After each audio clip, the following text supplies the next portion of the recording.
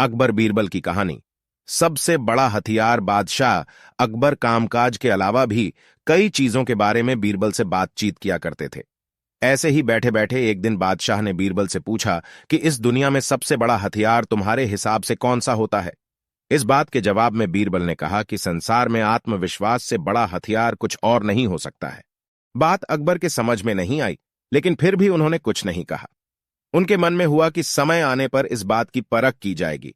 कुछ दिनों बाद राज्य में एक हाथी बेकाबू हो गया। पता करने पर समझ आया कि वो पागल हो गया है। उसे कर्मचारियों ने जंजीरों से जकड़ लिया था।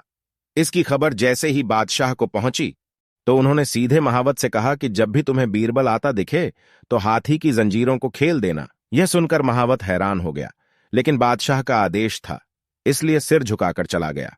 अब अकबर ने बीरबल को महावत के पास जाने के लिए कहा।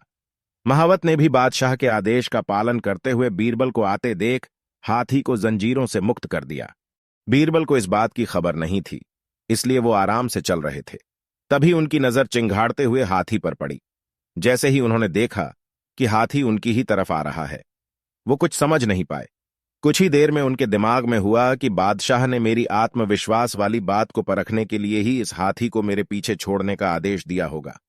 अब बीरबल इधर उधर भागने की सोच रहे थे, लेकिन ऐसा कुछ हो नहीं पाया।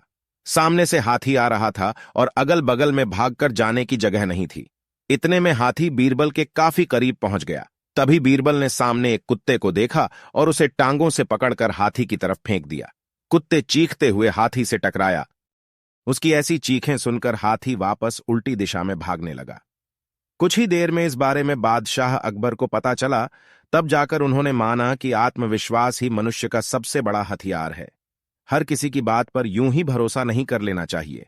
बात की जांच और परख करना जरूरी है।